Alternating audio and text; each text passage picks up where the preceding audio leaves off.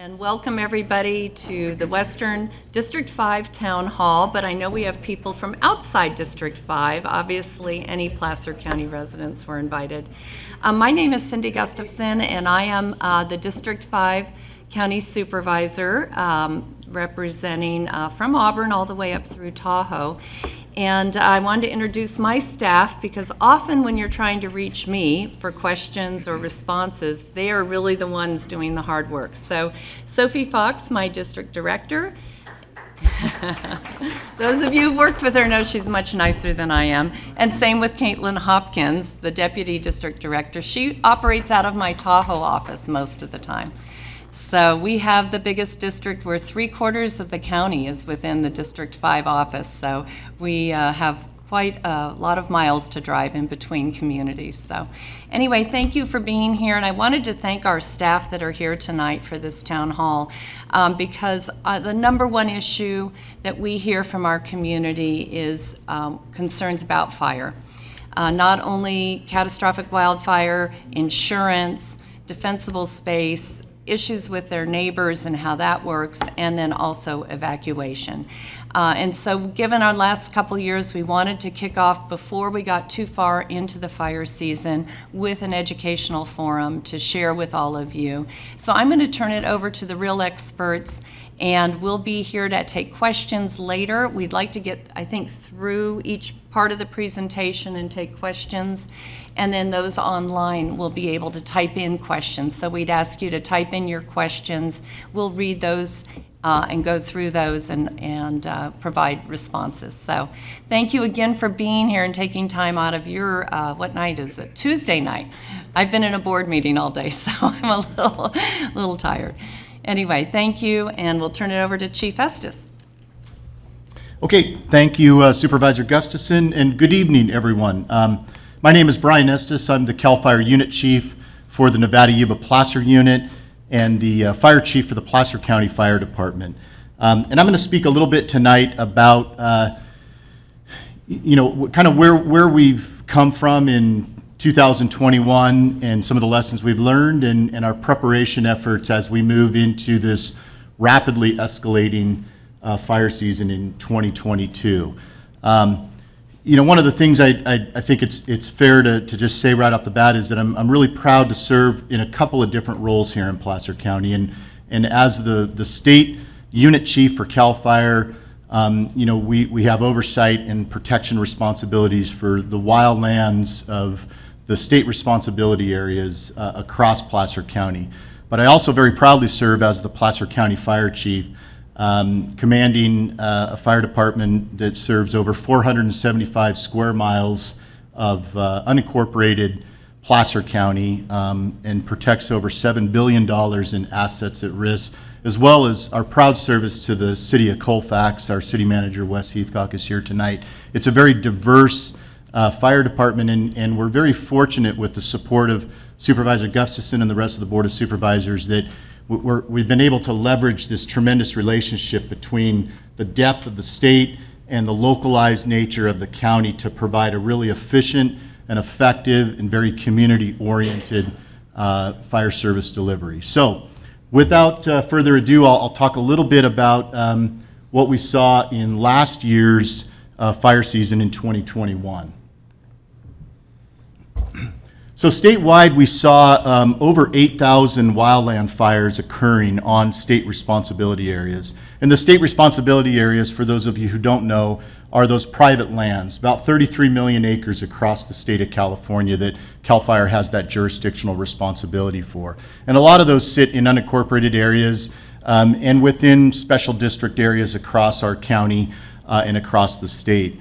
But those exclude areas that are municipalities or cities, like the city of Auburn, with the exception of places like the city of Colfax that enter into specialized agreements.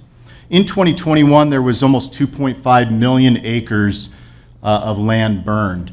And unfortunately, almost 3,700 structures or private residents were destroyed last year. While that's tragic in nature, it's a real difference between the fire season of 2020 and 2019, where specifically in 19 we saw well over 20,000 structures destroyed across the state of California. CAL FIRE has the largest aviation fleet specific to firefighting in the world. And last year alone in California, we dropped over 17 million gallons of retardant in direct suppression of these fires. Our arson and bomb investigation bureaus across the state arrested over 120 arsonists, and we still have active investigations going on across our region for arson investigations. The California Fire Service is arguably one of the best and most efficient mutual aid systems in the world, but it's not cheap. And CAL FIRE, besides our general funded budget, expended over $1.1 billion specifically in the suppression of these fires last year. So the next two graphs kind of give you an idea of historically over the last, say, since 1932, which we really started doing recorded fire history in the 1920s or so.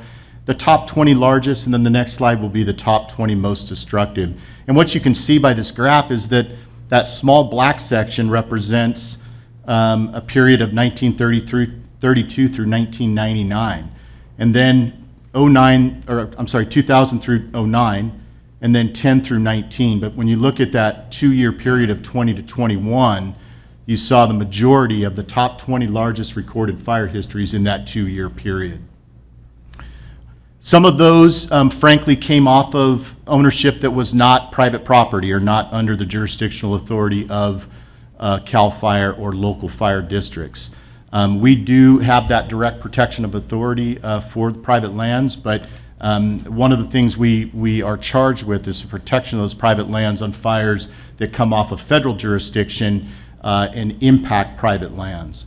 We believe and always will believe in a very strong unified command structure. We do not zone fires. We do not leave fires to one or the other. If we have an impact to private lands, meaning your private tax-paying property, regardless of whose jurisdiction it's on, we will take a part of that command structure to ensure that our responsibilities are being cared for. This next graph shows the top 20 most destructive wildfires, and this refers specifically to structures destroyed. And as you can see, 32 through 99 is very similar, 2000 to 09 similar, and again, here's that big swath of 2010 through 2019. Really, the biggest part of that was punctuated by the Camp Fire in Butte County in 2019.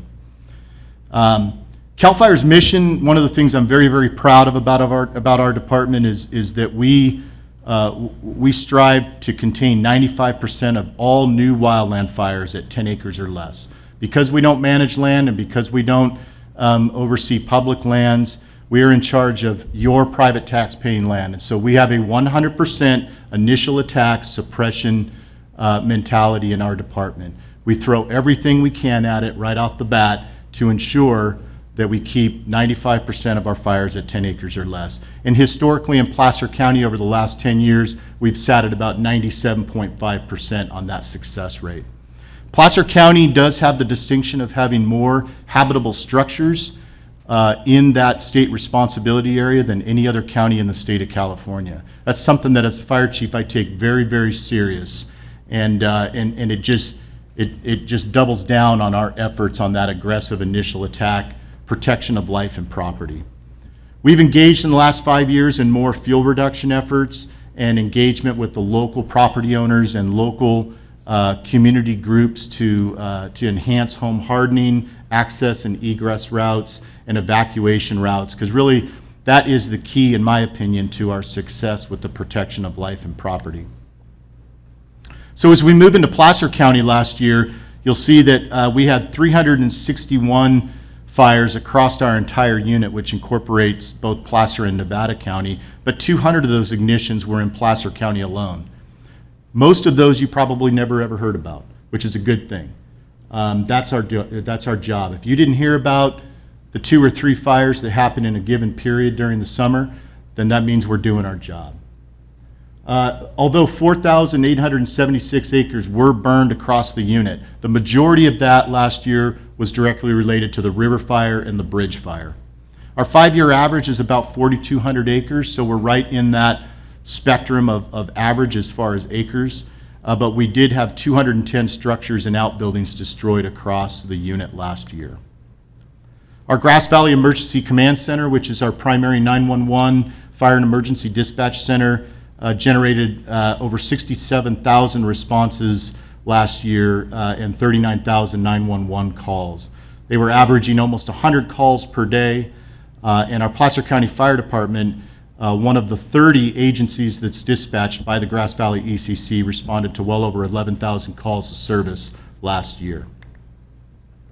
As I said before, our fuel reduction efforts really made significant differences in many of our strategies and tactics. And one of the ones that comes to mind for me is the bridge fire. And as the bridge fire was progressing underneath the Forest Hill Bridge, and our command officers were setting up their strategic and tactical decision-making, one of the things we knew we had to the north of us was the North Fork of the American Shaded Fuel Break, which we've been actively engaged in since 2019. And so while it didn't necessarily impact that fuel break, we knew by having those fuel breaks in place, it allowed us to focus our efforts, and thankfully we were able to contain that fire within the first burning period by that night at about 10 o'clock.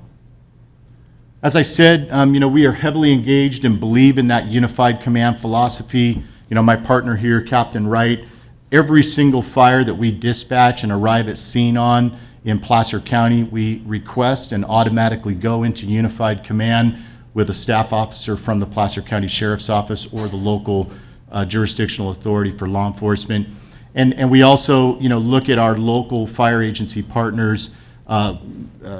Chief Williamson, who's here in the room tonight, representing one of our special districts. If we are within that special district, we're going to offer that ability for unified command as well. So it's something that's very important for us.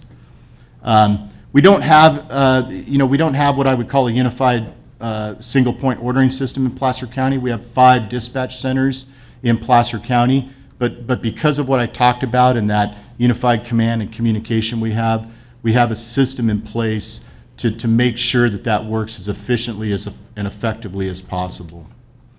Our engagement in Public Resources Code 4291, what all of you commonly know as that 100-foot defensible space, continues to be a huge priority to us. And last year we did over 14,000 defensible space inspections across our region.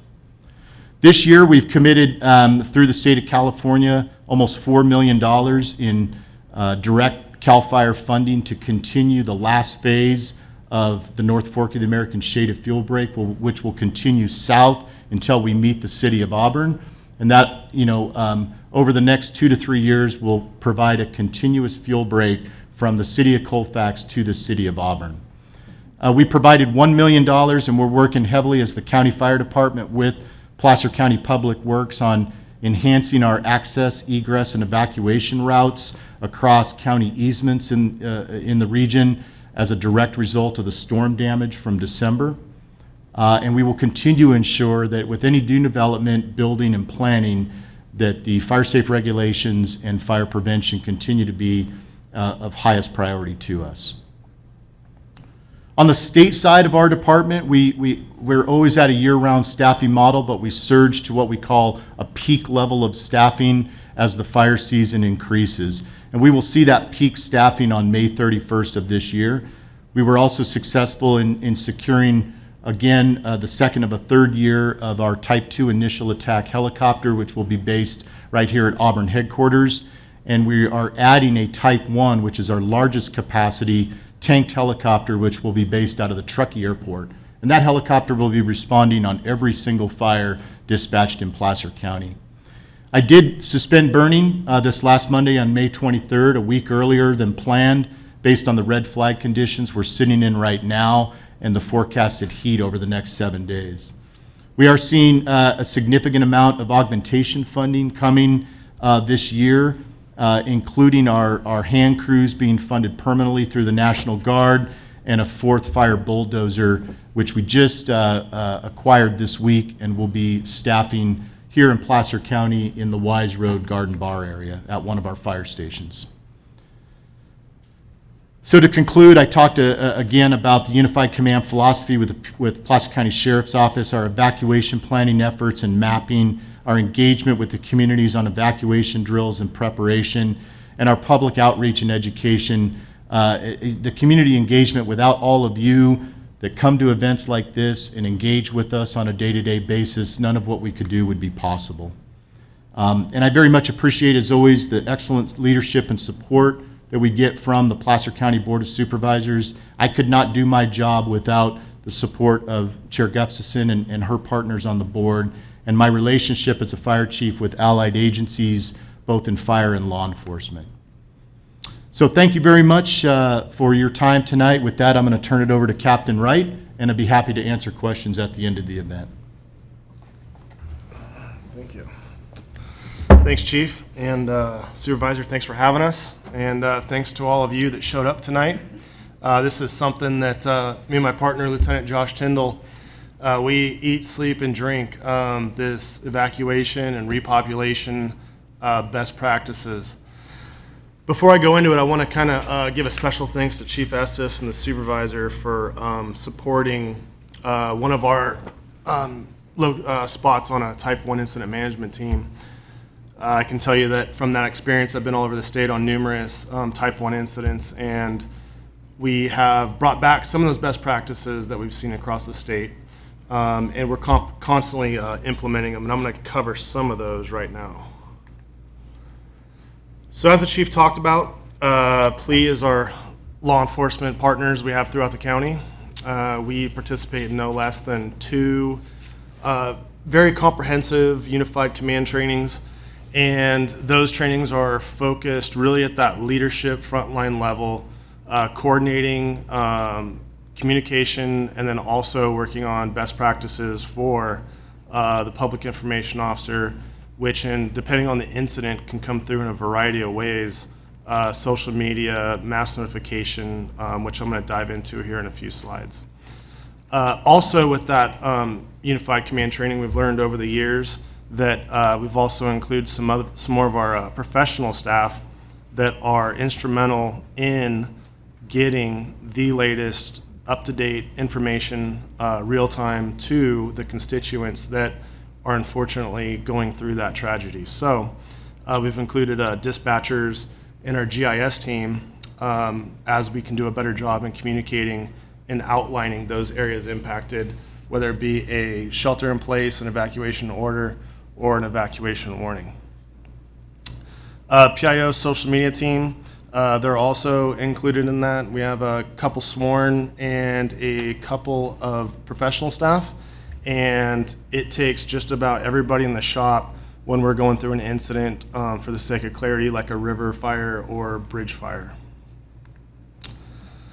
So something that we started a couple years ago is our interactive GIS map, which on every major incident within that first operational period, and we get everybody spun up, we will publish a link on our social media sites. All the constituents would have to do is simply click that link, and then you will get a clear picture on your phone or tablet or device, and it will also give you the zones that you can zoom in on and get the specific streets that are impacted. And for this map right here, and you'll see this is a common theme that we'll be using for every incident, is green is repopulation, yellow is a warning, and red is an evacuation order. Something else we've been working on is all hazards planning maps. We started with Colfax and Forest Hill, mainly due to quite a few things, but I think the main thing was ingress and egress, and from our fire partners, the fire danger that they saw. So we started with those 2. We planned on building out the rest of the county. These maps are for first responders, and they are built to for anybody that is local that knows the area to easily identify anything from critical infrastructure, temporary refuge areas, frequencies that we commonly use, any sort of contact that would be valuable to them through any sort of hazard. And the one thing that we really tried to do was prepare it for anybody coming in from mutual aid, whether you're from Shasta County or San Diego.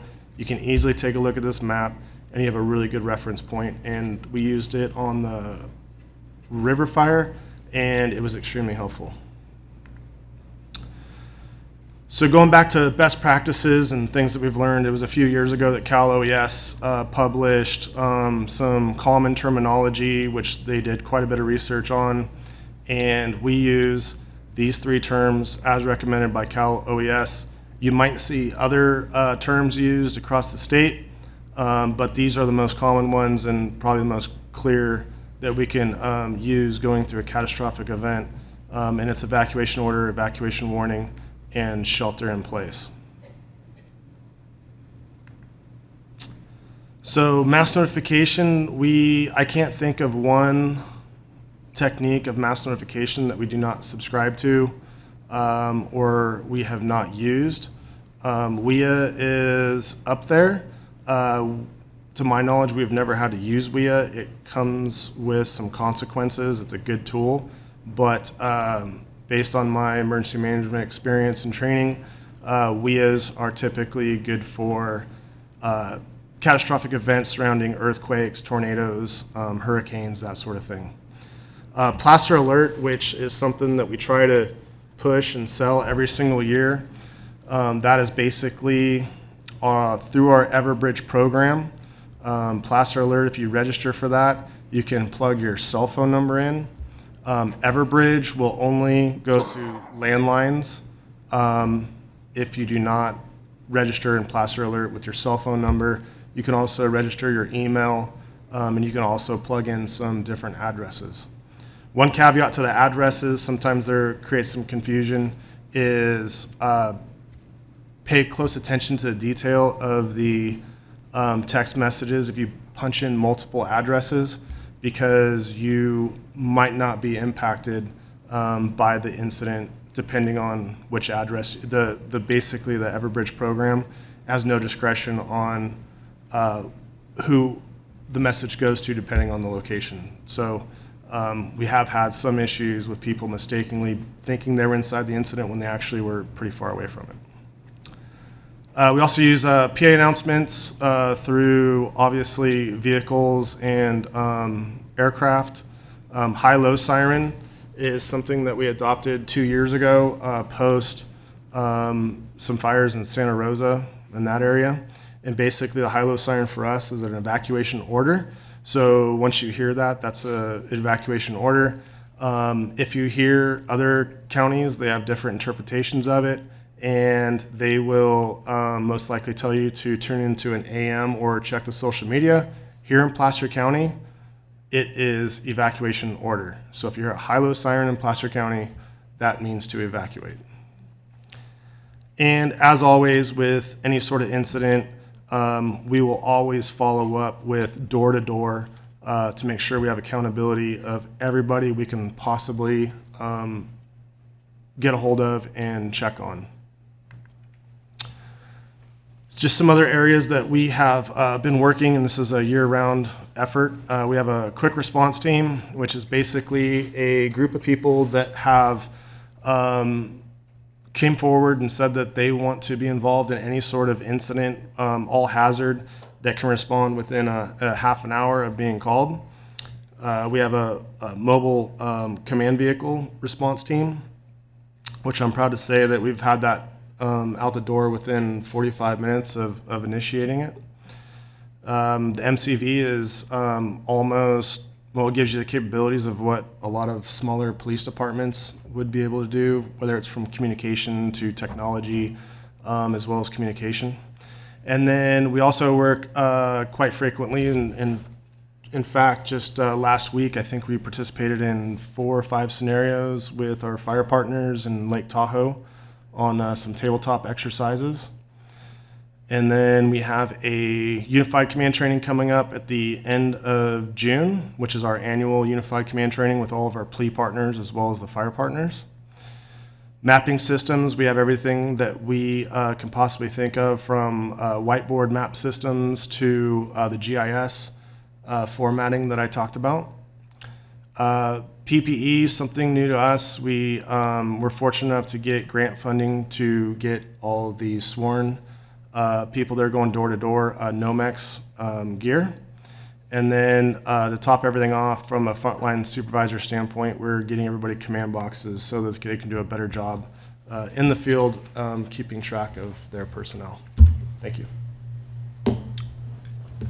Good evening, everyone. Dave Atkinson, Assistant Director of Emergency Services. Appreciate the opportunity to be with everyone tonight, and special thanks to everyone for coming out in person, actually.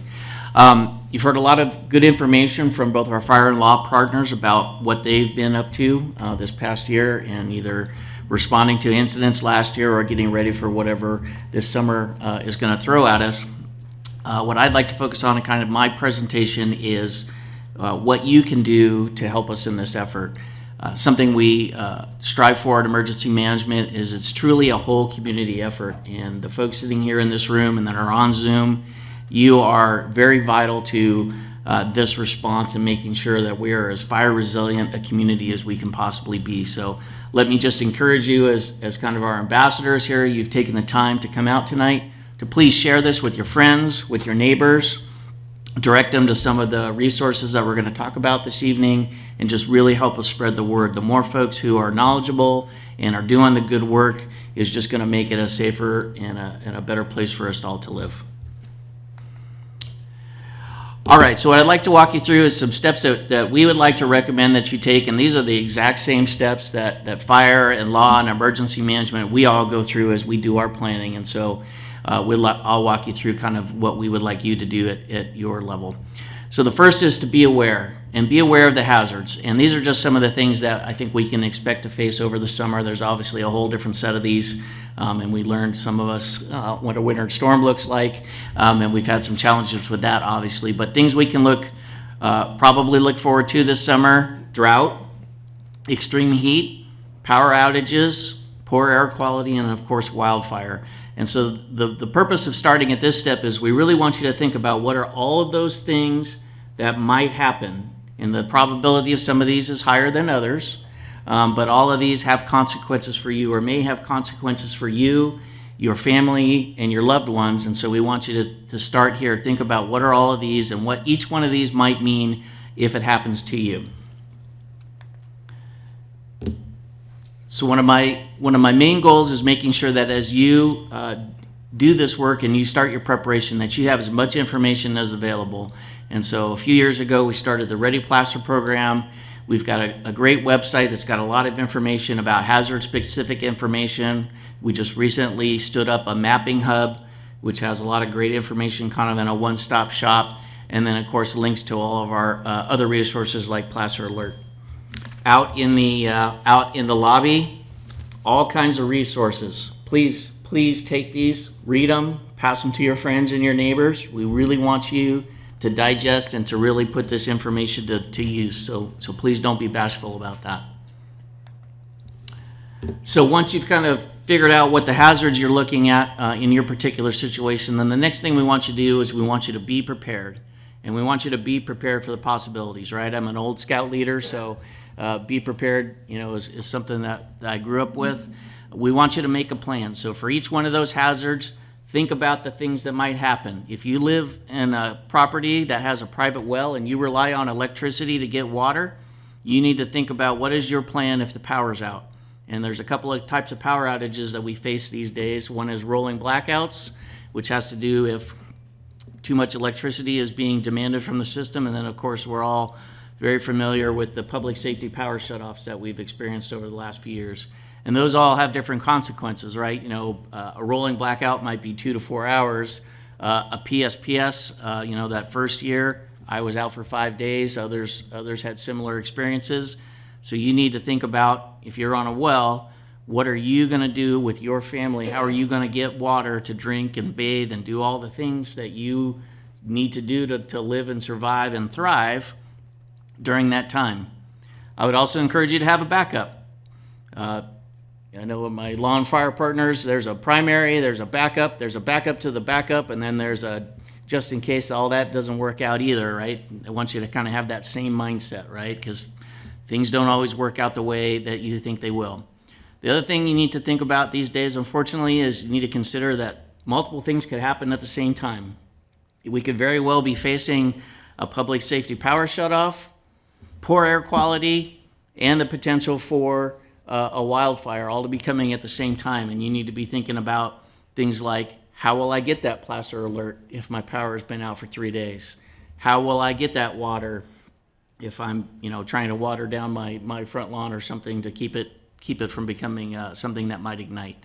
So those are all those kind of things we want you to be thinking about. And I know this is a little bit heavy and a little bit doom and gloom, but this is the type of planning that we need to do to be prepared. And then, of course, we want you to practice, right? Practice your evacuation plan. Can you really get out the door if you only had 5 minutes? Can you get all the animals? Can you get your kids? Remember your medications. Can you remember your little flash drive that has your important documents on it? Practice. Practice getting out different ways, right? Chief Rukin often talks to us about, make sure you know a couple ways out, that you know how to do it in the dark, and it might be smoky, and make sure that your gas tank's full, obviously.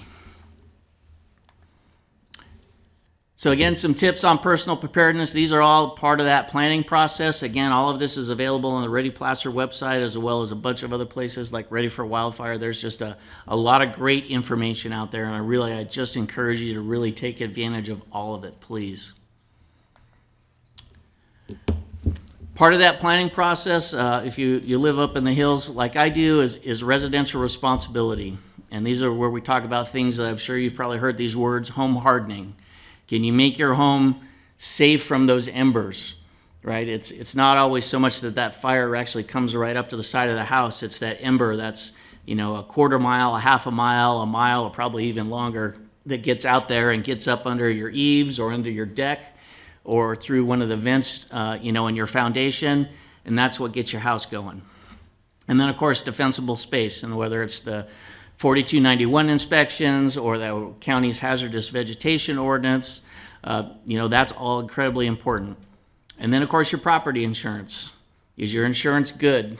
Will it put you up in a hotel if you have to evacuate, even if your house isn't burned? Unfortunately, we learned on the river fire, we evacuated several thousand people, and then, of course, many of them had to stay in a hotel or that, and, is that covered? Or do you have a little emergency fund to handle those kind of things? On the property insurance topic, by the way, there are a little bit of relief on the horizon. There's a Safer from Wildfires construct that's coming out of the Department of Insurance. I would encourage you to really look into that. But one of the things that's there is, if you do the things that you're supposed to do, harden your home, do your defensible space, and then also get involved in your community, there's some relief for your wildfire insurance. So community involvement, lots of opportunities to get involved in the community with respect to wildfire preparedness and mitigation. We have a very robust Firewise recognition program in Placer County.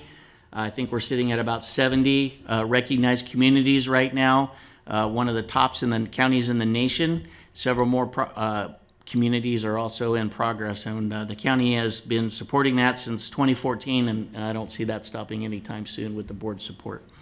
Fire Safe Councils, and I know we have several Fire Safe Council members here in the room. This is another opportunity for you to get together with your neighbors, with your other community leaders, and work on things that you can do to help your community as a whole. Several other Fire Safe Councils held some great events over May. May is Wildfire Preparedness Month. Forest Hill, I think there was a great event in Alta, and of course we had the home show and some other things like that.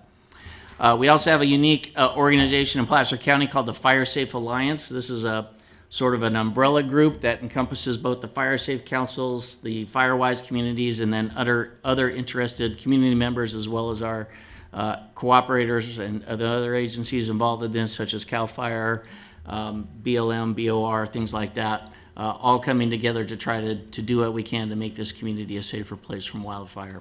And then, of course, there's a lot of other great organizations out there, right? It's the Rotary Club. It's those other groups that are just get out there and do a little work on a community cleanup day. Those are all incredibly valuable. So please get out there and be involved in your community. Be informed, so that after you've done your hazard identification, you've done your planning, your home's in good shape for wildfire in terms of your defensible space, things like that. Now we want you to be informed about conditions, and as we go into summer here. We're already, Chief, I think we're on our second red flag already of the month. So here we go. And so educate yourself about those things. When you hear on the news red flag, when you hear fire conditions, when you hear particularly dangerous situation, whatever it might be, understand what those things are. They talk about, poor air quality, and it's a purple day. What does that mean in terms of air quality? It means it's really bad. So just learn about all of those things. And there's, again, a lot of great, we live in an age where there's no wanting for information if you make yourself available to it, whether it's TV or radio, social media, the internet. Warning flags. They've got the red warning flags out now for fire warning. They've got the air district now has flags out for air quality warnings. So, of course, we all have our smartphones, right? I mean, we can get instant access to almost anything these days. And I guess I would say if there's one thing that you can do, that you should do, please sign up for Plaster Alert. Whether you've got a smartphone or a cell phone or a landline, don't rely on that reverse 911 that really only works for landlines anymore, and a lot of us don't even have those anymore. And many people think you have a landline, but you really don't. You really have voice over internet. So please sign up for Plaster Alert and make sure you've got multiple ways to get that notification message. Like I said, if your power's out for 3 days, do you have a way to charge your cell phone? What if your cell phone's not working? What are your other options? So please just do those things. And that's kind of the end of my presentation. Appreciate it. And I think at this point we're going to open up for questions. Well, first off, rounds of applause for our first responders and OES and all the work they do for us. We wanted to open it up to questions, and we are recording this, so your question will probably be something somebody else can learn from. So I'm sorry to make you do this. But if you don't mind coming up to the podium to ask your questions so we get it recorded and everybody can hear it. So just come on up if you have a question or would like to offer some comments to us. Yes, Ron. Hi, I'm Ron Patich. Thank you for the opportunity. I have some comments rather than a question. My wife Barbara and I have lived in Placer County over 40 years. And I'm here to express how deeply grateful we are for the chipper program. Just yesterday, there was a crew of 12 people on our property who worked for an hour and a half and accomplished far more than I could have done. Burn piles are no longer permissible as of yesterday, and so that eliminates one way that we might have had the courage to try to get rid of the excess brush on our 10 acres of land. So the chipper program has become a critical resource in making our property fire safe. Chief Estes, we were one of the 14,000 defensible space inspections last year. Thank you. We got some good guidance on what things to do. We had neighboring property. It was a little bit of a challenge, and they rose to the occasion and cut down their weeds. Again, with the threat of year-round fire in California, the chipper program is absolutely critical. I'm 80 years old, in quite good health, but caring for the property under these conditions is more than I'm up to doing. So the chipper program is a very critical resource. In Supervisor Gustafson's April newsletter, you announced that the chipper program was being expanded, and I was delighted to hear that. When we got online to try to get the chipper to come on, I think it was probably a 6-week lead time, and I'm told that is declining now based on new resources and perhaps equipment. So I encourage even more, to the extent that that's possible. One of the things that I addressed to, I believe, you and Supervisor Holmes quite some time ago, a wonderful expansion of the chipper program would be to supply hand labor for people with large tracts of land so that we didn't have to try to do it ourselves, and then merge that with the chipper program. They would harvest the brush and then chip. So again, thank you very much for that critical program. We're deeply appreciative. Thank you, Ron. Appreciate your comments. Yes, Dave. Yeah. jump in. So thank you for those comments. Actually, the executive director of Plaster RCDs is here with us tonight, and her organization's doing a phenomenal job. Of course, the board has provided some additional support to really bolster things. Of course, as you know, the winter storm that we had here did a bit of a number on the number of requests. Literally, actually, just before the storm, the big backlog that had built up from over COVID and that was actually down to just a week, maybe two. And then, of course, the winter storm hit, and now we're back up. But glad to see that people are taking advantage of that. And your comments about expanding the program to some kind of more robust defensible space program is something that we're actively working on. We put in for a grant, with the California Fire Safe Council to start a program just like that, and we're looking at some other options for that. So very much understand that that's a need, and please keep those comments coming because that helps our case as we look for those dollars. Great. Other questions? Come on up.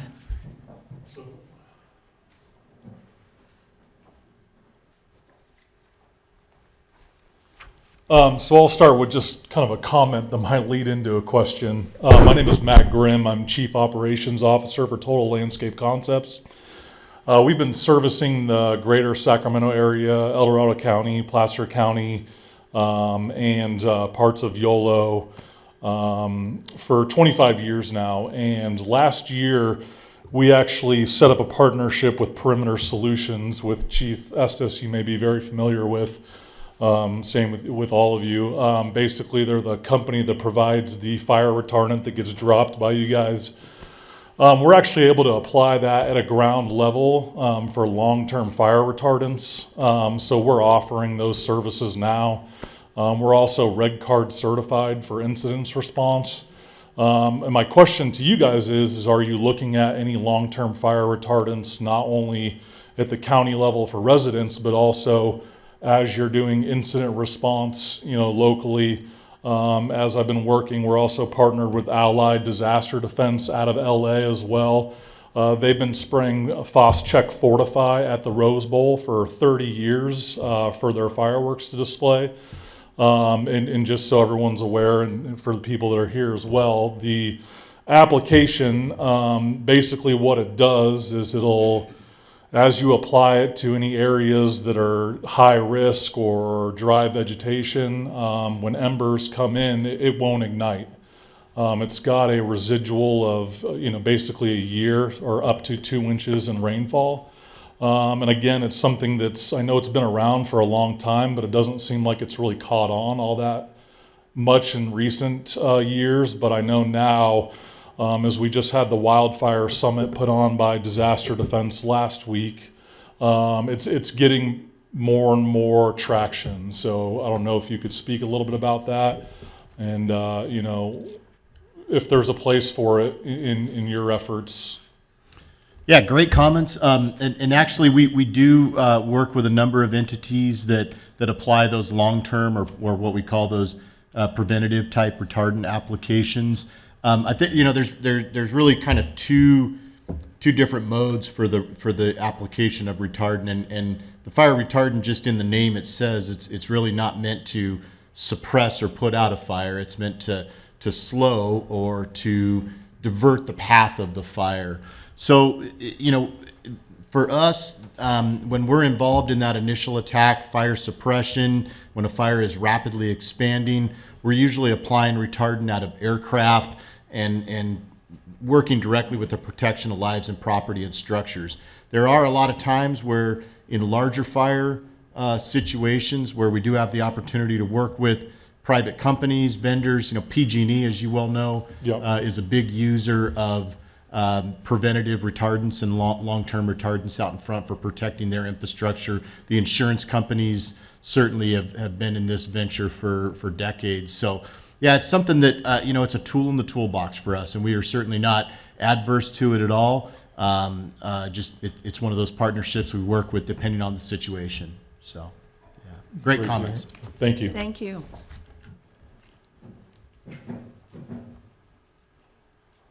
Absolutely. Thank you for making your way forward. Slow but sure.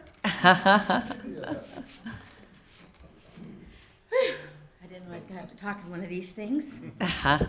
So, I'm Andrea Butcher, and I have been here on my property since '84.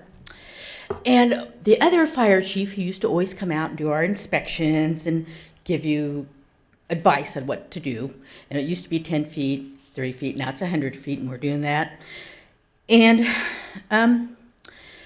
the hours of operations for our chainsaw, not chainsaw, but weed whacking, would be like from 7 to 10. Has that changed? The only reason I'm asking is because the sparks of fires, and then other people will say, it's too early, but 7 o'clock seems like the right time, but 6 o'clock seems a little too early. So I didn't know if our hours of operations have changed on that. Currently, there's no restrictions on hours of operations on private property for the use of weed whackers or power tools, lawnmowers. As part of those defensible space inspections and education, we certainly encourage people, especially during what we call peak fire season, to end all mowing with traditional lawnmowers and metal blades before 10 a.m.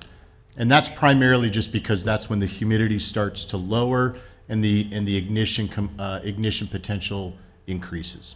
Okay, and this is a question from one of my neighbors who couldn't make it, and they want to know what triggers an inspection from the fire chief, and how does that process involve? Is it by a complaint or is it by a recommendation?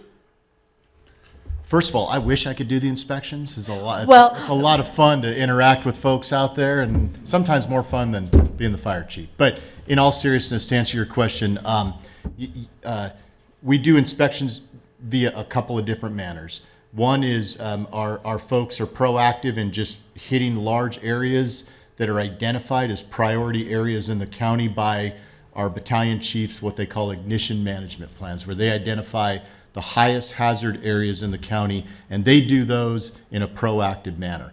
The other manner in which you can do is you can call our Auburn headquarters, you can call the Defensible Space Inspection line, and my PIO, Mary Eldridge, who's in the back, can get you that number, as well as Chief Rufinot. And if you call that number, we will get an inspector out there as quickly as possible. And typically what we'll do is if you want one on your own house, we're going to come right out and take care of you. Whatever you need, we'll spend as much time as you want. If people who are complaining maybe about a neighbor or other areas on their street, we'll tend to probably do like an entire neighborhood or an entire street, so that we're not engaging in any neighborhood disputes or anything like that. We want to try to be fair to everyone. Okay, that was one of the questions. Don't you love these things here? And then regarding the chipping process, it used to be 8 weeks out, now it's 6 weeks out. And on our fire defense paper that I got, it said property cleared 10 feet from the road. So as I'm driving by from my neighbors, I see a lot of their brush that's right next to the road. So if a fire happens, there's no way a fire truck can come because all their stuff is there. So should they be moving their stuff 10 feet away from the road, or is it supposed to be right next to the road? These are good questions. Dave, do you want to answer specific to the kind of the rules and regs of the chipper program? So I'm going to restate your question to make sure I'm getting it correctly. So your question is, when people stack the things, the material that needs to be chipped, should they be putting it right next to the road, like right up to the curb, or should they be putting it back? Correct, because where we're at is out there in farmland. I call it my little sanction there.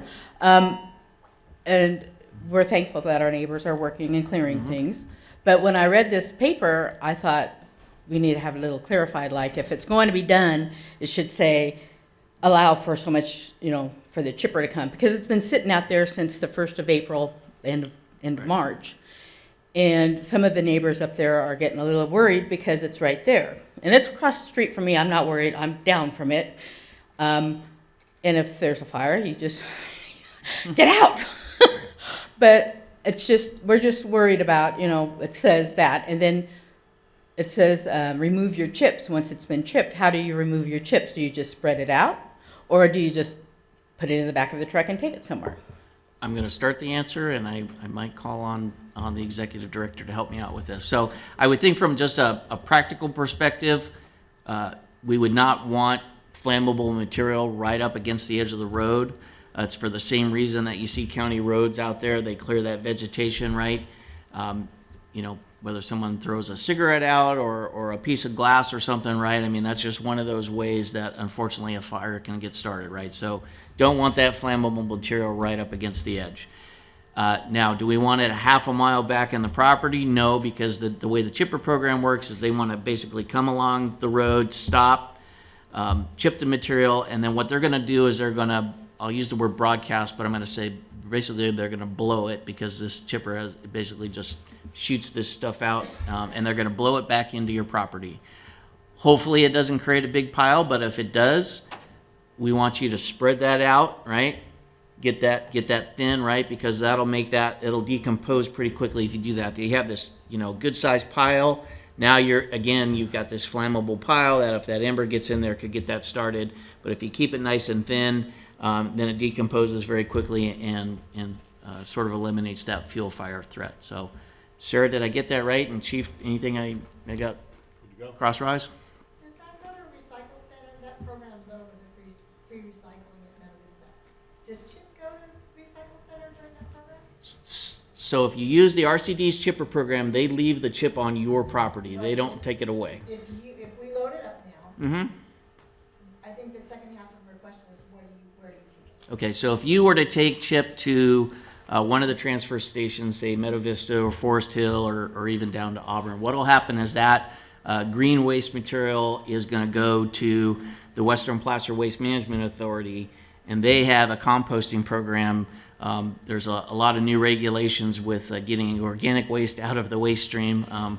Falling back on my previous life here a little bit now, but there's a whole new set of regulations on keeping organic material out of the waste stream, because we don't want those in the landfill because it generates greenhouse gases. So, short story long, it'll go to the Western Placer and they will turn it into compost, and then that's available. They'll sell it. They have giveaway programs. There's lots of opportunities for that to get back out and get recycled. So we don't generate power with that.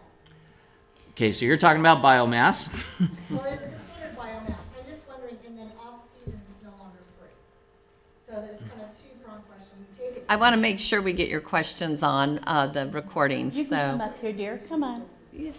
Come join me. Well, I just want to get the second part of your question answered. Yeah. Oh, about whether it's, you know, how they get rid of it. And I understand there's some places that have piles. I used to have chickens, so when the chipper came to my place, and at the time, I thank the convents who came out to do it, my chickens used to spread my chips around.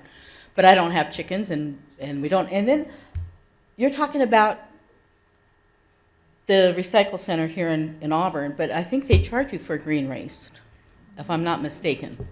So Absolutely, right? So Yeah, when I say yeah. take it there, I don't necessarily mean that it doesn't cost you to do that, but if you do choose to do that, that's what they will do with it. Sometimes they have free waste days, free green waste pickup, Yes. and those programs, but it's not all the time. And so we do look at, depending on what area you live in and what zone, there are opportunities sometimes for it to be free. Yeah. And there are some biomass plants, and there is one that's active now, and there's some other ones that we're hoping to get online. I know the city of Auburn is looking at one. We're looking one at the Eastern Regional Landfill up in the Truckee area.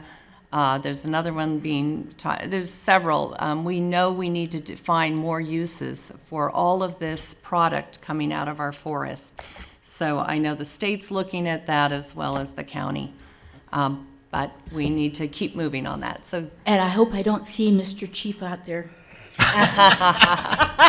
thank you for your question. Can I make just one Yeah, supporting comment? And this is really to echo, I believe, Ron, your comment about burning and the comment about chipping versus taking it away versus broadcasting it. And it's really a question that's come out a lot lately is, what's better, what's worse? Are we just complicating the problem?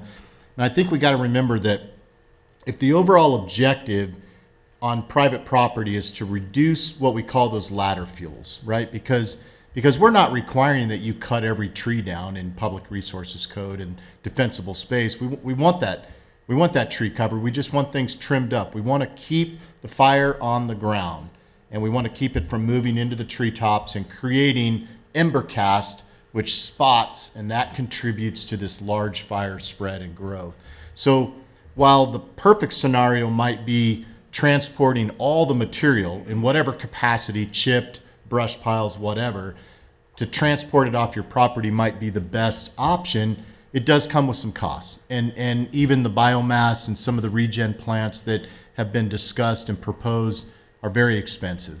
And frankly, having been born and raised in the foothills of California, I mean, burning is part of our culture. It's as much part of the fall and spring as cutting firewood, but I will tell you, after 32 years in the fire service, those windows of opportunities to be able to burn on your property and not have the liability that comes with escapes is really reducing down to a very, very small period of time. So I do think, and I got to just echo in the work that Sarah does with the RCD, not only in the chipper program, but I got to tell you, her organization's ownership and assistance with the application of the grants for our projects across the county, we could not facilitate those without the RCD's help. And so I do think the chipper program is something that is critical, and I think I'm hoping that we see it continue to expand into the future. And even if we're broadcasting the chips back onto your property and it's spread out and we're keeping that reduction onto the ground, I think we're 100% better than where we started. So just wanted to make that statement. Thank you, Chief. Come on up. While you're coming up, we're going to take a question online. Caitlin? Yeah, this first one I think is for Captain Wright here. The hazard maps that you spoke to, are those available to the public? So good question, and they're not. And the reason is mainly due to operational security. If that type of document was to fall in the wrong hands, all that planning, all those strategic locations could be used against us. So it's a double-edged sword. I wish there was a good way to get those out to where the constituents and first responders were on the same sheet of music, but rest assured it would be used against us, having basically a cheat sheet for those folks with ulterior motives and free-thinking adversaries that want to do harm. Thank you. Yes, hi. I'm Bonnie Lee Bowick, and I've interfaced with Cindy over the California Fair Plan several times. Yes. And we have a situation with our property where NID has an overflow, and the overflow runs across some of the properties. Well, this last winter when we had the storm, it overflowed, it broke the berm and flooded our property, but NID does not maintain any of that easement. And it's full of blackberries and cattails and pussy willows and dead tree branches. And I want to know what our options are for making them accountable for keeping that area clear. And I'm not the only neighbor that has that issue. NID, we've tried contacting them. We've tried talking to them. They never return our calls. They just blow us off. And they said, well, because it's an easement or overflow, we don't address that. But it's creating a fire problem. And so I'd like to know what our options are to get them to be made responsible to clear. We have 5 acres, and it's about 1,000 feet across the back of the property. And it broke the berm and it flooded the whole back of the property. Any thoughts from the panel? I have a couple thoughts from a political standpoint, but I guess what I was gonna suggest is I'd love to give you my card, get a little more information about that, and if we need to go chat with Jennifer, we can do that. So. Yeah, and I would just say that I think all of us in public service who own or operate public properties in my previous career and now in my position here, our thinking has had to change, right?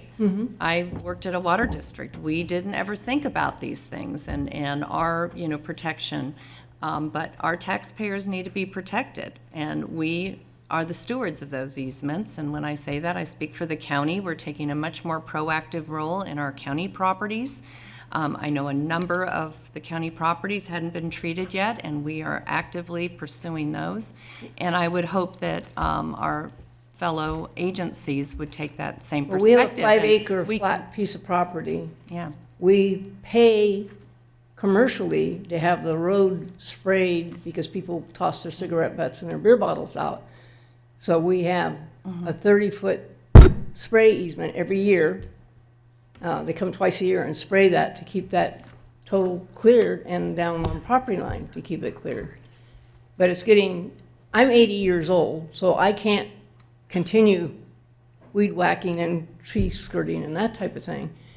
But it's very frustrating when you can't get people to respond and take responsibility. We had a bridge, it took our bridge out that crossed the property so we could mow the back of the property. And I've had it. Well, thank you, and we'll follow up. Sophie will give you my card as well, Okay. our office Thank you. card. And we'll follow up on this with Dave, and appreciate it. And I'm just gonna say, look at how great Placer County 80-year-olds look, and how active and involved they are, so just. Body's getting cranky. I was feeling pessimistic after my last birthday, but now I'm going, I okay. had back surgery on the 13th. So. Thank you. Thank you. Caitlin, we'll take another one online while this lady comes up. Is target shooting allowed in neighborhoods on red flag days? That's a good question. This is stump the panel Yeah. questions. So Chief Rufinot, do you want to speak to that at all by chance? Or can you come up and speak? Chief Rufinot's one of my assistant chiefs, but he's also happens to be a CAL FIRE peace officer and may have a little bit more specific information about target shooting and the use of certain ammunition.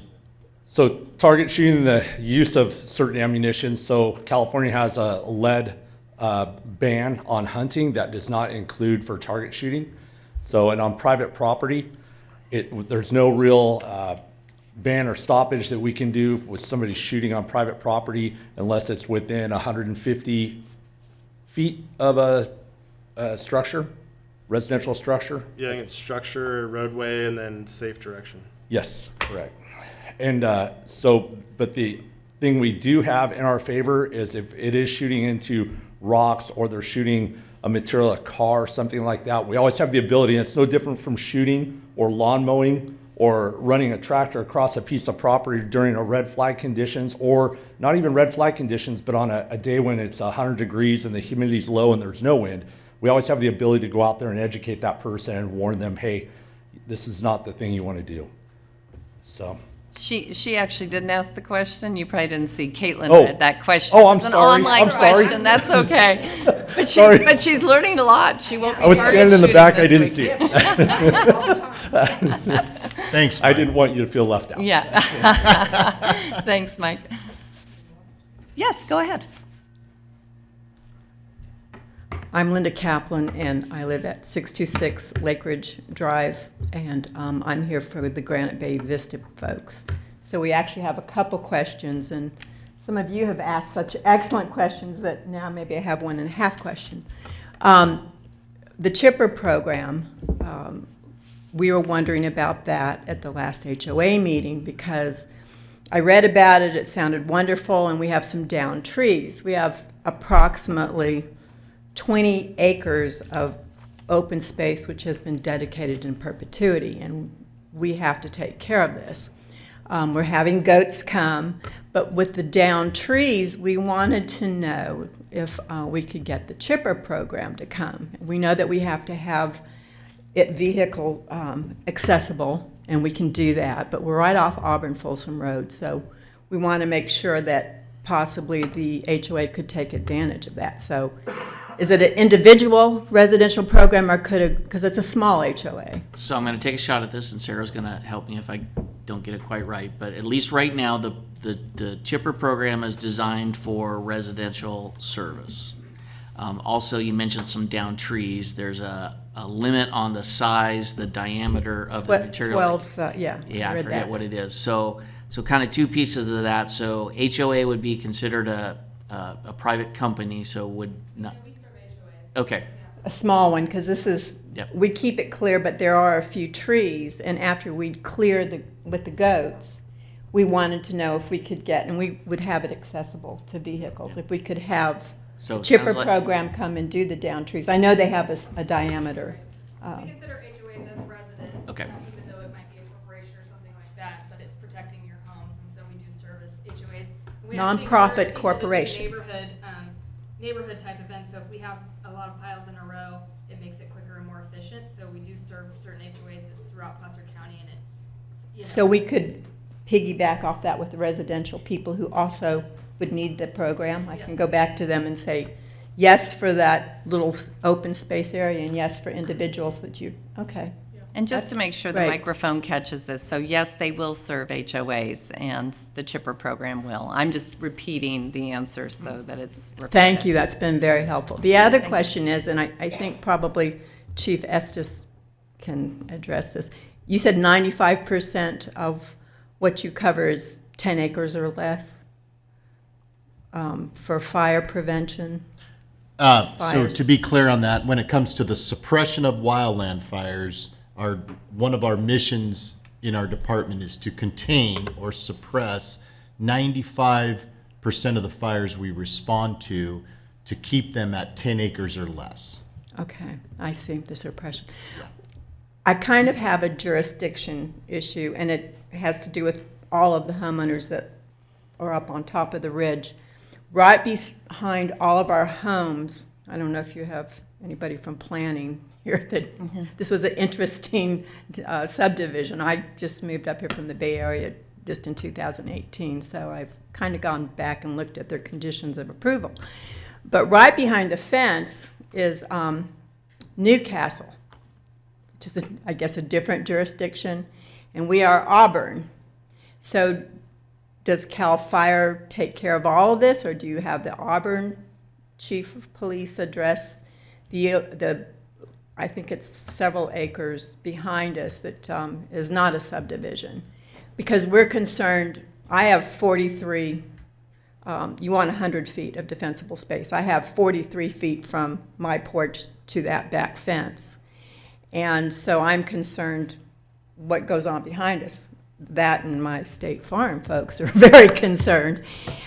We've had several people on that ridge be canceled, and so we've all had to get together with our insurances that will cover because of this area behind us.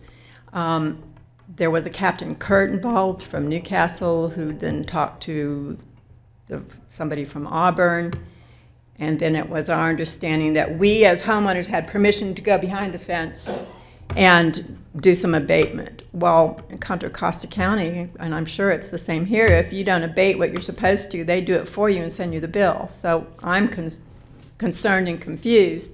Fire does not know a boundary line. So if you can give me some direction here, that would be great. Who do we call? Who comes out? We have to have the defensible space. I don't care who owns it. I don't care who the jurisdiction is. I mean, it is what it is. Yep, absolutely. Great. I'm going to answer a couple of your quick questions, and then I'm going to ask you to stay afterwards and talk to myself and Chief Rufinat, and we'll get your address, and we'll figure out those jurisdictional lines. And we Okay. can work through that. One thing it's important to know about the 4291, which is essentially the 100-foot defensible space laws in California, is a couple things. One, the law states that you have to have 100-foot defensible space from your residence 100 feet or to your property line, okay? Right.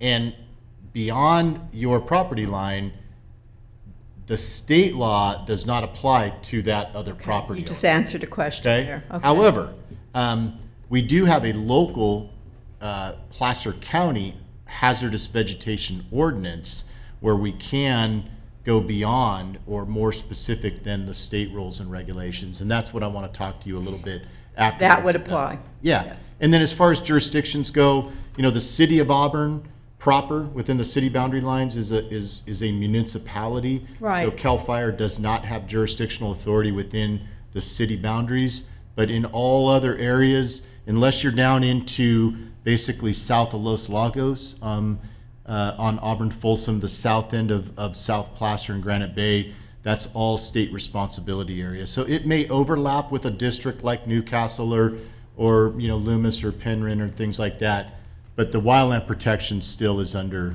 state of Okay, California. Great. We are a Firewise community. Yeah. And, And we'd be happy to help. so out. we're doing everything, and then right behind the fence, they are not. So we're going, okay. And also, Right. there was a subdivision, minor subdivision that was approved.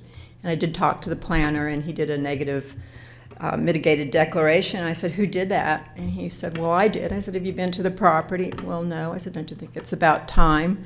So CAL FIRE did step up, and they made him do some portable water tanks up there, because I sent some pictures. I said, one spark here.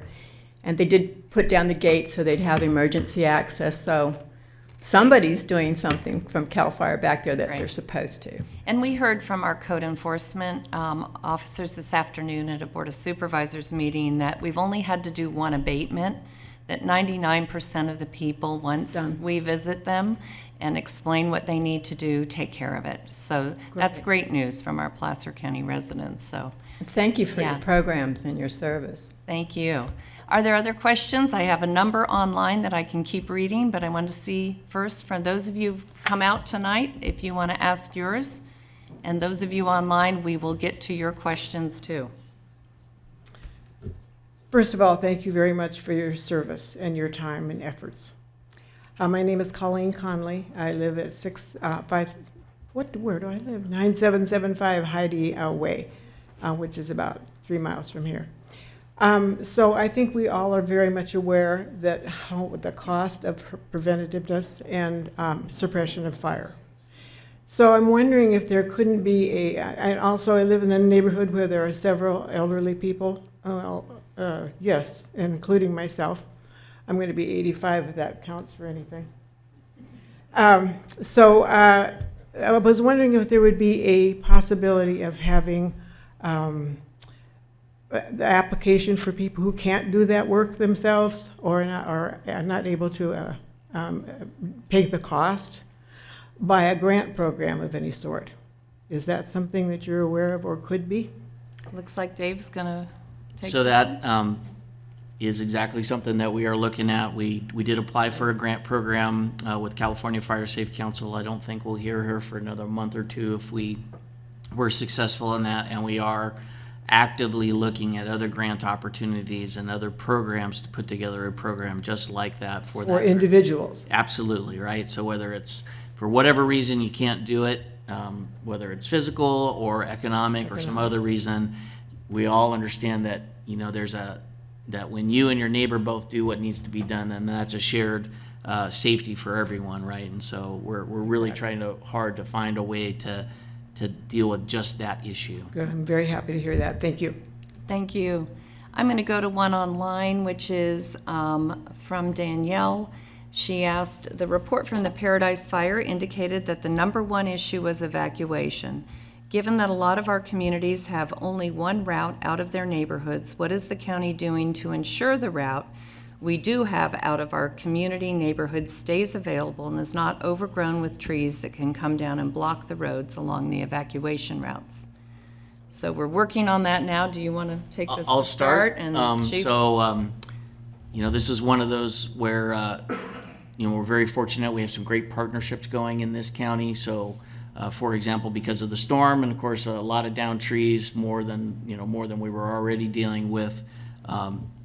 That brought the chipper program kind of back up to being overloaded, and then you add to that the direct grant funding that CAL FIRE was able to provide, partnership with RCD, CAL FIRE, and Public Works.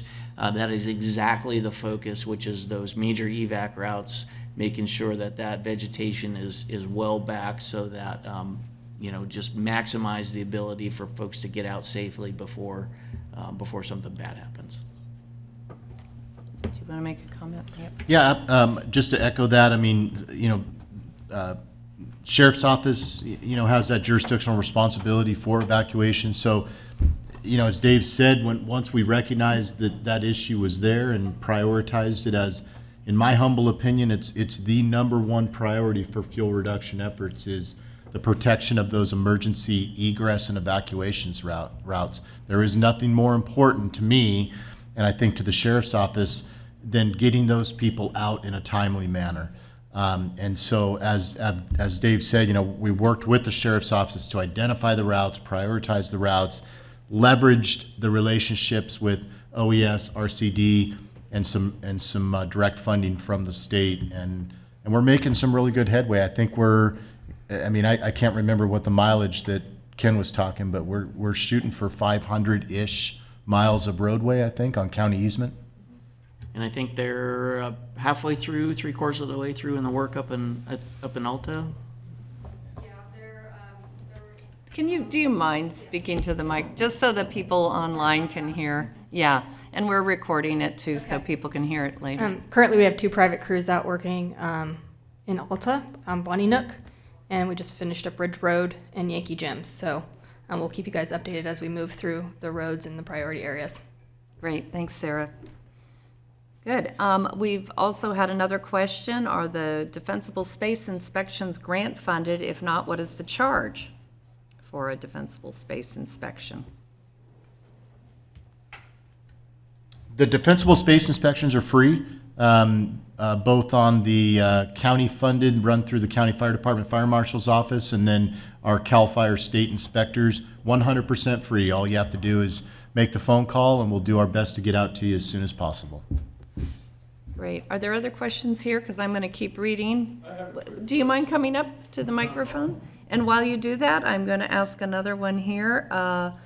Lots of efforts to address fuel loads for many years. So when do we start addressing existing structures who were built with open gutters and various ridge and E vents with 1/4 inch mesh screening that will not impede embers? Like energy conservation tax breaks, what about fire hardening incentives? So I'll start with that one.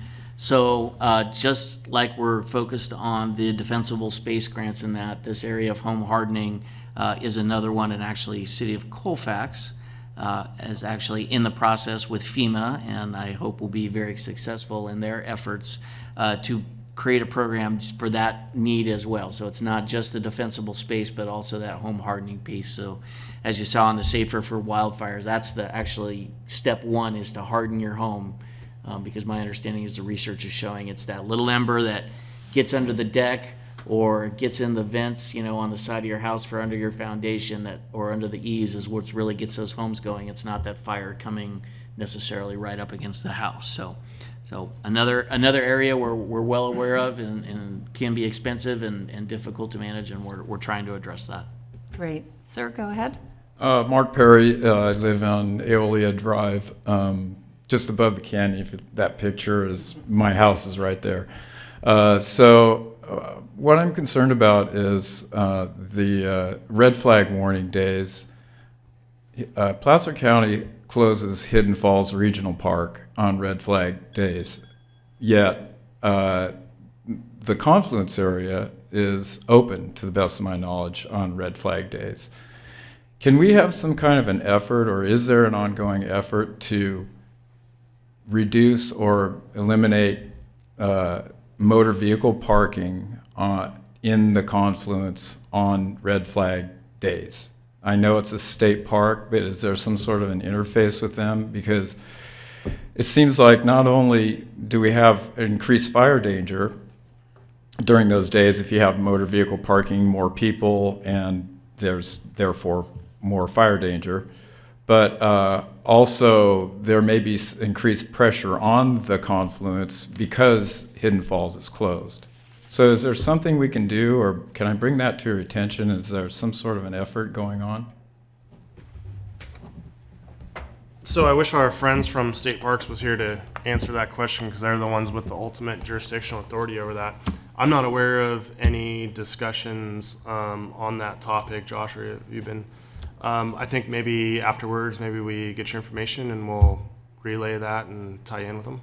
Yeah, I think it's just a good idea to get a conversation started. I know, Rick, sometimes the state parks can be recalcitrant, but they may be missing a couple $100 or a few $100 or a couple $1,000 in parking fees, but the end result is if a fire starts down there, we had a fire in that area.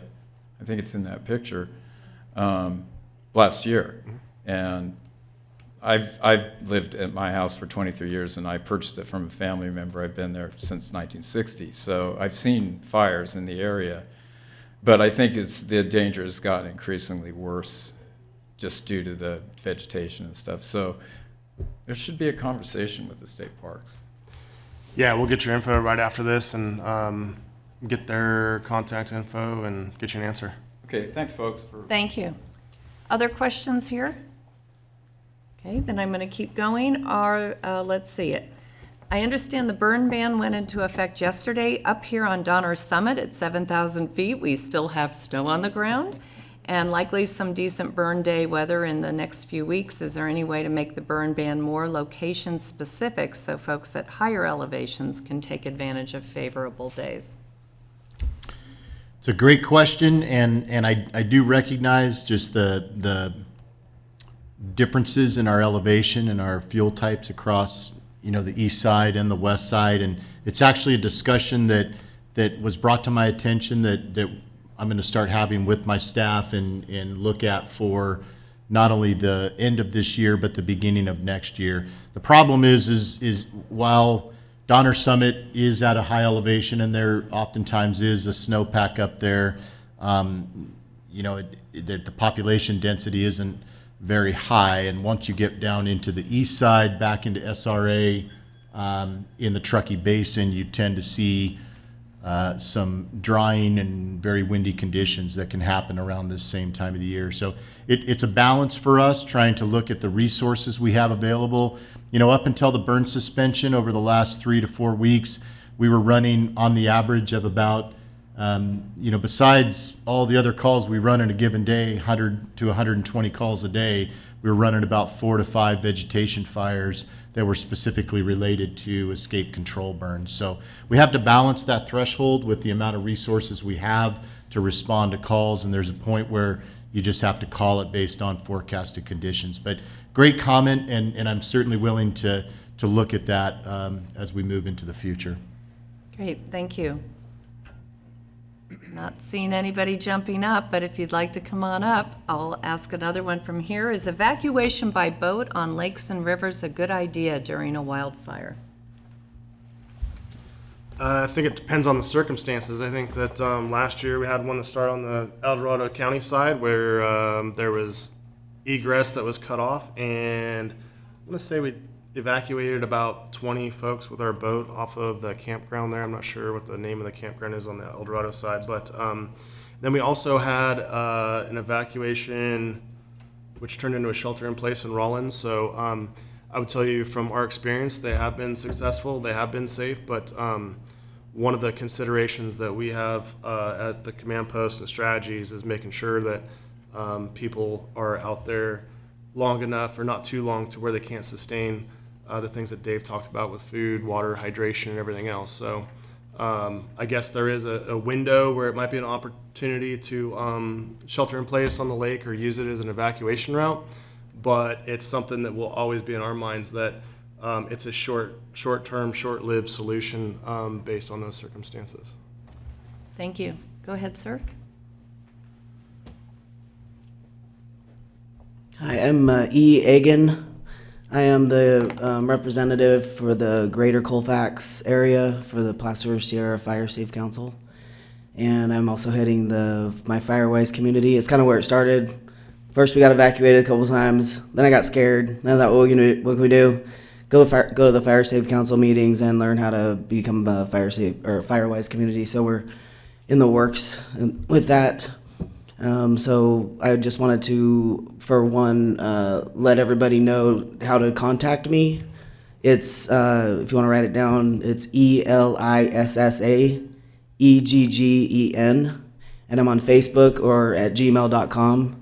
So I'm trying to just reach out to people in my area that I represent so we can get together and just coordinate and, kill 20,000 birds with one stone, hopefully, with getting Firewise and just moving on that. But a question is, or a statement is do you mind just repeating how to get in touch with you so we get it? I couldn't write it down. So it's, you got it, right? Sophie, okay. Okay, so Sophie's got it. Okay, we'll get it posted. Thank you for volunteering and stepping up, too. Well, it's kind of necessary. Absolutely it is. And I need to stay busy, so it works for me. I noticed a lot of people in my area, I'm at Cape Horn. Why they call it that, I don't know. It doesn't make any sense. But Cape Horn, it's above Colfax. We have a lot of people moving out, a lot of people moving in. And a lot of people that are moving in have no idea what they're getting into. I reached out to one of the realtors in Forest Hill, and she said that in the fat stack of papers you have to sign when you buy a house, there's one form that's a disclosure for home hardening. It's an addendum and all that. So it basically goes over, it kind of warns the people. And my hope is that there would be something that would be a little more extensive for educating the potential homeowner.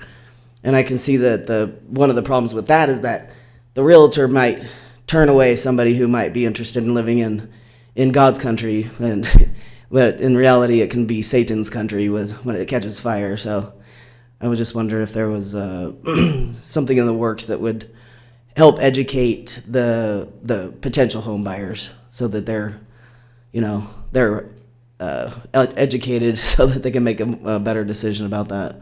So anybody out there, reach out to me and we can, make something happen. Great. So thanks for bringing that up. That is another one of those kind of education areas that we've been looking at. We're looking to partner with both the HOAs and with the realtor community just to help educate folks. We certainly don't want to discourage people from coming up this way, but we want to make sure that they understand what they're getting into and what their responsibilities will be when they do come up here. But great suggestion, Shauna, obviously, and so we're looking to partner with the fire safe councils on those types of education opportunities. Great. Next question is if there is a neighbor that purchased a home on a street or a rental property that sits neglected for quite a while, what action should neighbors take? And I think we've already suggested that you can call our code of compliance. I don't have that number or website. We can get it posted in here, but you can call the county and we can go out. We do have an ordinance, and we'll go out and contact those people and make sure they come into compliance. What effect does fire retardant have on animals?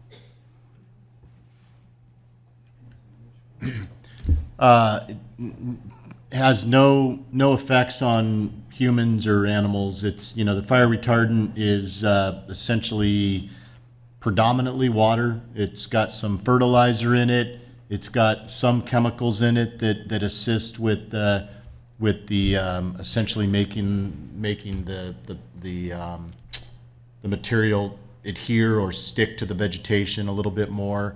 And then the redness of it is just a dye, so that the aircraft that are flying, they can pick up the last air tanker drop that was made. They can see where the last one ended, so they know how to continue on. But no adverse effects or ecological effects to the landscape or to animals or to humans.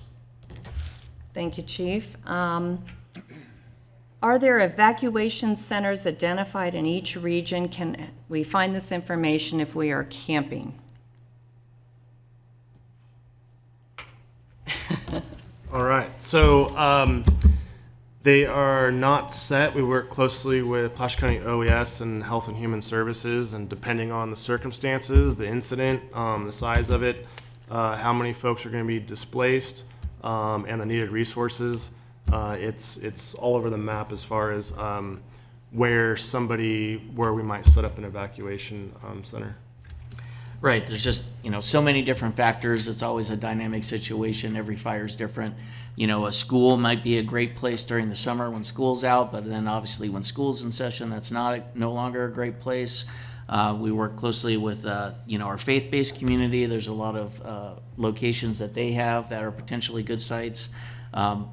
Probably one of the main reasons we work with HHS on this, Health and Human Services, is because they are so closely aligned with these different communities, with these different partners who have these great resources. And I can tell you, even for the river fire, within minutes of the command post calling and saying we need to set up an evacuation center, we already had a temporary evacuation point set up, and not too long after that we had a location set up for a full shelter. Thankfully it didn't get a lot of use, but it was available if needed. Great, thank you. And then I wanted to give you the phone number for code enforcement to the question that came about what to do if you have a neighbor with hazardous vegetation and you want to report that. It's 530-745-3050. Next question is, what is the county's role in making sure the state and federal lands are kept up with fire breaks and fuel load reduction? Are they being held accountable for managing their lands? And specifically, she was thinking about the Yankee Jim's rec area on the American River. We're going to turn that to the state. Thank you, Supervisor. So the Auburn State Recreation Area, and which most of you know, extends from the confluence up the North Fork quite a ways, up Mineral Bar area. It's a complicated arrangement of federal land ownership. The Auburn State Recreation Area, the land is actually owned by the Bureau of Reclamation, and the Bureau of Reclamation is a water agency, obviously, as you all know. And when the Auburn Dam was not built back into the late 60s and early 70s, that body of land, which constitutes about 32,000 acres, that was at one point going to be a lake, was owned by the BOR, is still owned by the BOR, but obviously not underwater. They are not a land management agency by nature. It's a challenge for them, and I've had many, many discussions with them, and they recognize the challenges they have as a federal agency.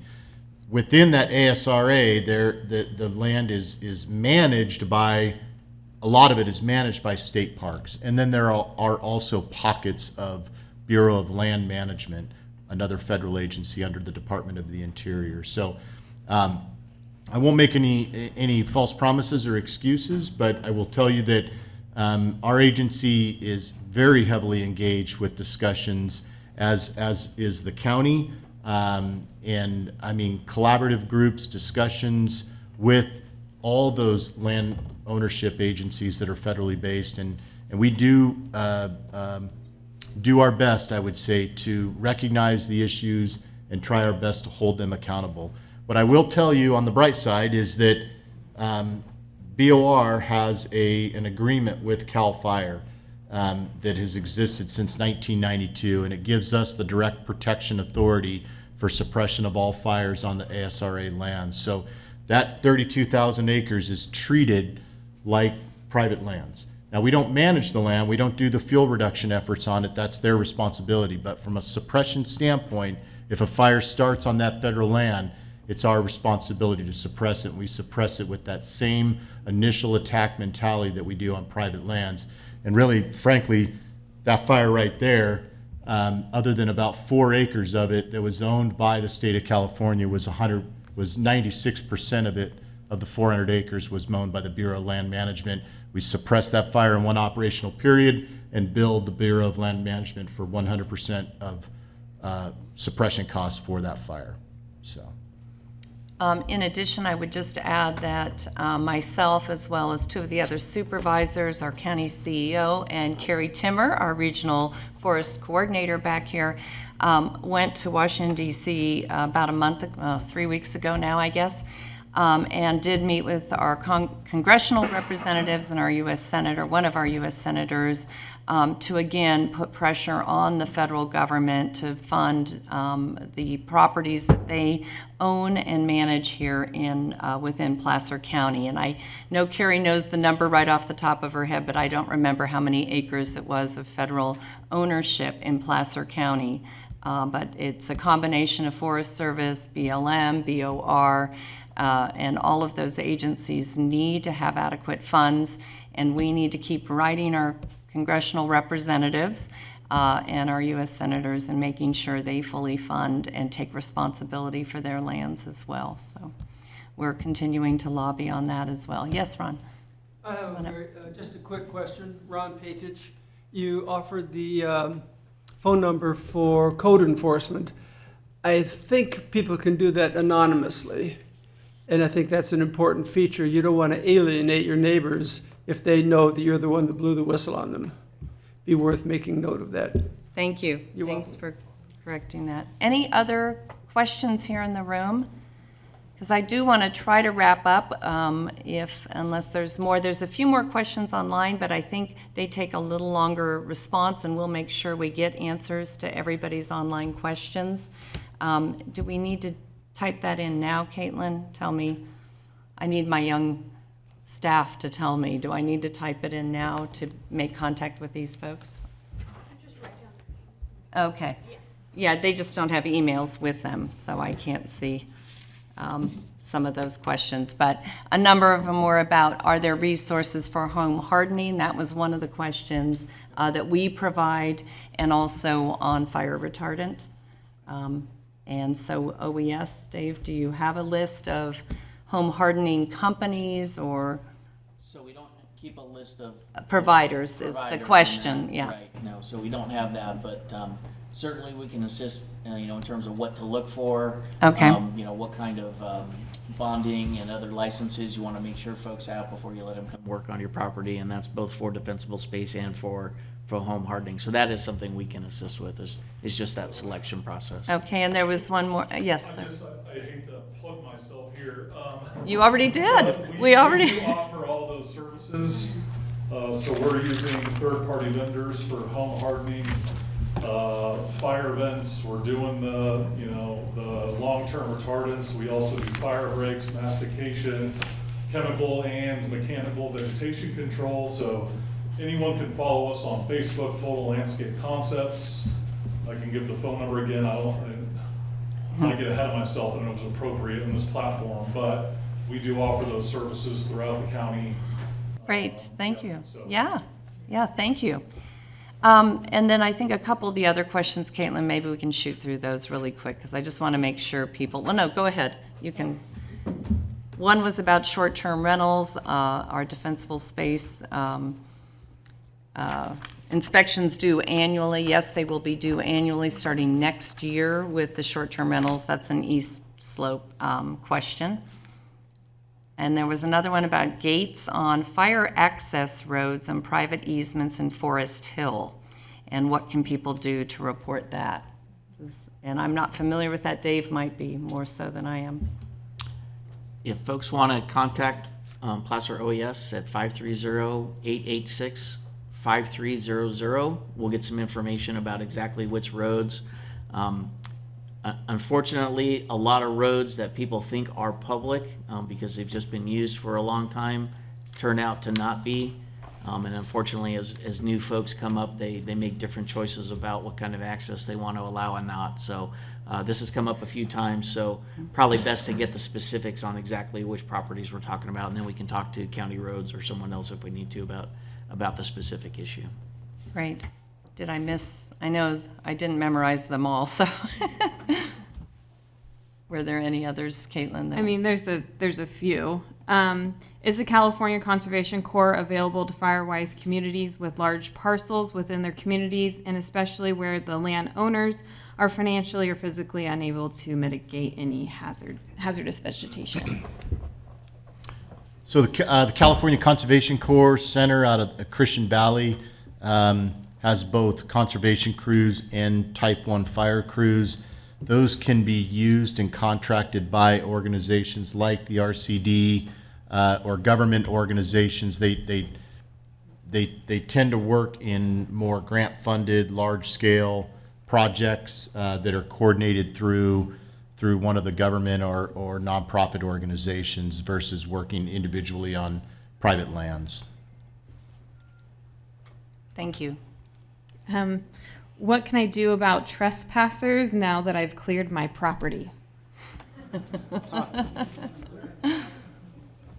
So it's another one of those, need to know more of the circumstances, but depending on the types of trespassers, we have a unit that specializes in mitigating those issues, and we're happy to answer those questions. If someone wants to call the business line, give us an address, and we'll take a look at it. Okay, thank you. Our community backs up to Folsom State Park. The area off Boulder Road in Granite Bay is not maintained by the park. We are not allowed to clear the brush and have been told that the environmental impact study needs to be done, which is cost prohibited. CAL FIRE did some work last year on the site as both Walden Woods and Lake Hills donated funds. What are our options to have the area cleared of fuel? So I think that this is much in the same line as the frustration about, the ASRA and some of those public lands. We do work heavily with state parks when they have projects that we can provide the crew resources to do those defensible space programs for them. But they are the landowner for state parks land, and so frankly, I would encourage everyone to just engage with their local state parks representatives, whether it's in the ASRA, Folsom Lake, Rattlesnake Bar, any of those areas that are surrounded by dense population base. And last question. I think Last one. I'm not sure if we answered this one or not. Does the county have a wide list of home hardening vendors that can be? Did you guys just answer that one? Yeah. Yeah. Okay. That's it. Okay, so those are all the questions we have online. Last call here. You've waited patiently. I have a question, Cindy. Yes. Can you, Bonnie, do you mind coming back up? I'm sorry. That way the public online can hear. Last year, we went on our annual search for fire insurance replacement. And as we went to different insurance companies, we were being told by some of them that the California Fair Plan would not allow the insurance companies to bid on providing fire insurance. And that we just got our new CAL FIRE plan and it's gone up again.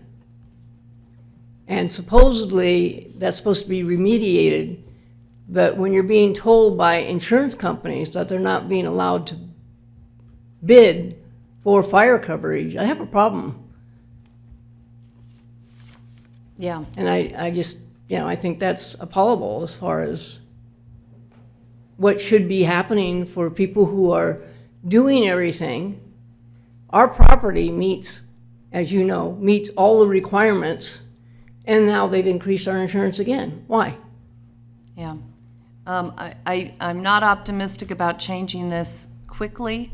We continue to push the insurance commissioner's office to make the insurance companies who are taking very lucrative profits out of California for auto insurance, please make them also deal with fire insurance. But we've seen more and more insurance companies leave from providing service, and that's a big part of the problem because of the huge losses. So is California Fair Plan just covering the wildland areas, or are they doing all home insurance also? I believe they're only covering fire, right? You still have to have So they're your targeting. standard homeowner's insurance, and then that's a supplemental, am I correct? So they're targeting. So Yeah. believe it or not, the California Fair Plan's been around for quite a while. It actually started, as I understand it, as a result of the riots in Watts back in the 60s. So it's actually been around quite a long time. It's sort of morphed now into kind of being gap coverage because of this wildfire issue. My suggestion would be get a hold of the Department of Insurance, the California Department of Insurance. I can tell you they are incredibly interested in this issue. They are working very steadily on it. We just had one of their representatives at our Fire Safe Alliance.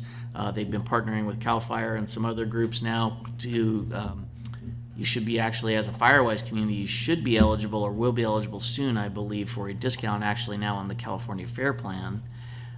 So I would reach out to them, make sure they're aware of this issue. They've been marginally successful on some case-by-case basis in getting some relief, but I think the sooner they know about these types of issues, they can really work the problem. Because It's been devastating. I mean, the numbers are astronomical this for some of our residents who can least afford it. Yeah. Well, we have 5 acres. We have a fire hydrant across the street. We're 4.6 miles from the fire department. It's mowed. The trees are skirted. there's 200 feet clearance all the way around.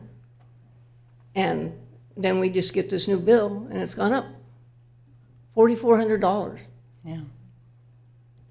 I just, can Placer County come up with an option for providing fire insurance for Placer County residents only?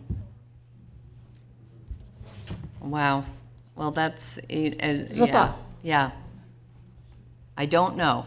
Well, But I sorry, would say but I that, just, I'd say the risk is pretty extreme for Placer County to enter into a new business model that, Well, but I understand the concern, and we're doing our best legislatively, and we just had one of the gentlemen who's running for insurance commissioner come out and visit with some of the survivors of the river fire who lost their homes, and he came out to meet with them to understand it. So even the candidate and the existing commissioner are very interested in how do we deal with this, and it's throughout our state. I mean, there's areas down in Santa Barbara and the foothill I communities. realize it's a statewide issue, Yeah. but it's the idea of specific areas are being targeted Right. and they're being taken advantage of, in my opinion. Right. Particularly when people are meeting all the compliance. Absolutely. And I do have the insurance commissioner's hotline for reporting these issues, and that is 1-800, thank you, Caitlin, 927-4357. Okay. And so please call them and then keep our office informed as well. We'll continue to write letters. I know, we continue to write letters and try to make headway on this issue. Okay, thank you. Thank you. And so as we wrap up tonight, I just can't thank our first responders enough. We had so many close calls last year, and of course we had devastation with the river fire from structures, but everybody got out safe. And, that's due to the people on either side of me. And so I just want to thank them. I look at what happened with the Caldor fire and watch the whole city of South Lake Tahoe, 55,000 people get evacuated due to, the efforts of those individuals sitting on either side of me and many others. And that's who we need to count on in these situations. And I just hope you have some faith and trust in the leadership that I see around us that we are drawing from to take care of us during these emergencies. So thank you for being here tonight, and I'm sure we'll be around to answer any more questions for a bit. So thank you.